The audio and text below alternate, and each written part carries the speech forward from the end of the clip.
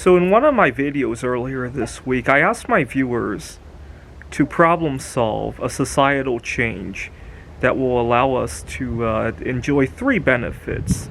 Um, Number one, you'll be actually tired when you go to bed. You'll probably stop tossing and turning. Number two, you'll have plenty of time to sleep, right? How many people complain that their jobs or their relationships leave them with little time to sleep? And number three, you'll have enough time during the day as well, right? A lot of people are juggling 2-3 jobs these days, and you'll have plenty of time for that and perhaps even a hobby or so.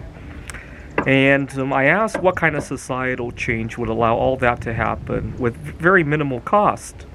And my exercise was how much you can think outside the box. I'm going to reveal the solution here, but I really encourage you to stop this video and go think about it before you watch. And it's to give you an idea of how simple the solution is. I work at a tutoring center. A lot of young kids come up with it without even me posing this.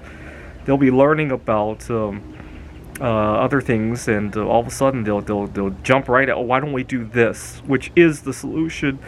And then I asked some of my colleagues or people I know who are my age, and some of them have advanced degrees, some of them medical doctors, and they'll literally draw a blank. And I'll tell them the solution, they just have a hard time digesting it even, how it works, and the logistics of doing it. And I think the biggest problem is, how do we switch there? If they ask that, okay, then we can talk. But they're complaining about just not things that are just because they are not open-minded. So here's the solution. And this is a solution I accidentally came up with. That gives you an idea of how silly, how simple, how ridiculously simple it is, right? I was going to college part-time. I was living with my family. I lived in my parents' home, and we had spring break. And there were a lot of projects, personal projects that I wanted to do. I was 17 years old. I used to have the idea that I could calculate pi to a record-breaking number of digits. I think at the time the record was only 1 trillion or so. I wanted to write a computer program to do that. I used to love to exercise as well. We lived in a suburb of Pittsburgh, and I would routinely walk. We were in Murraysville. I would routinely walk into downtown Murraysville and beyond. And so there were never enough hours in the day. Now, during the school year, I might have went to bed at 10, 11 o'clock and woke up in the morning to go to school. Now, oftentimes, my mom would come wake me up, and I would ask for 5 more minutes. I wasn't ready to get up. And I would put 5 fingers up, and in Chinese, 5 is pronounced "oo," and I would say "oo."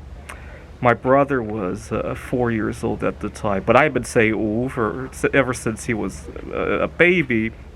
And that was one of the first words he ever learned to say, except my brother thought it meant to procrastinate. We would ask him to do various things, get ready for dinner, go to sleep, wake up. He would say "woo," and he would say "woo" to mean procrastinate. I don't think he fully understood it until much later in his life.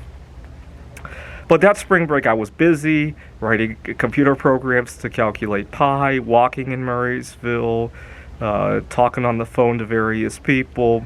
And so I didn't go to sleep until, let's say it was midnight, 1 o'clock that night. But the thing is, when my head hit the pillow at midnight, 1 o'clock, I actually crashed. I didn't toss and turn because it was late. And then the next morning, not surprisingly, I woke up pretty late too. But because there was nobody to wake me up, I didn't say "woo." I just woke up 8, 9, 10 hours after I had hit the pillow, whatever time it was, right? And I had plenty of time during the daytime as well. Now, the other way, the problem was that after spring break ended, I was going to bed at 8 in the morning.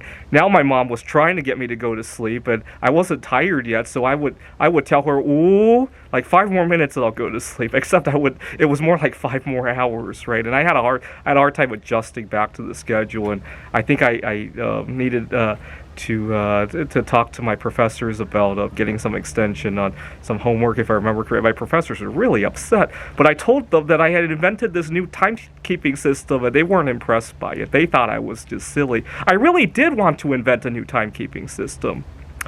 And I thought if I brought it up that way to my professors, they would understand. But unfortunately, like I said, the smarter somebody is, the more advanced the degree. Actually, I shouldn't say smart. The more advanced the degree somebody has, the less they think outside the box. Independent thinking, right? That's unfortunate.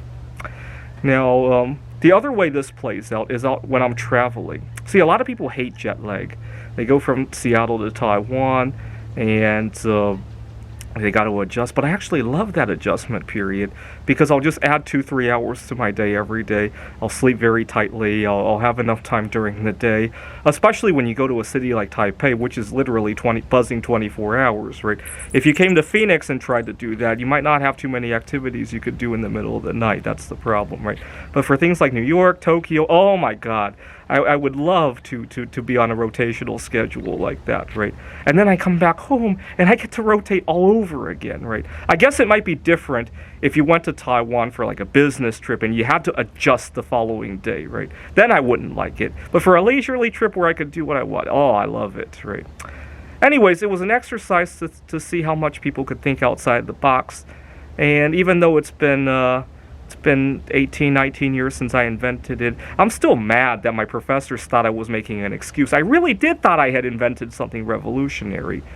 Now, here's the thing. What if Elon Musk could launch a lot of stuff and slow down the Earth's rotation so that it does rotate every 25, 26 hours, right? Especially if we're going to have a home base on Mars, he's going to have to launch entire planets worth of supplies. It might really slow the Earth down, right?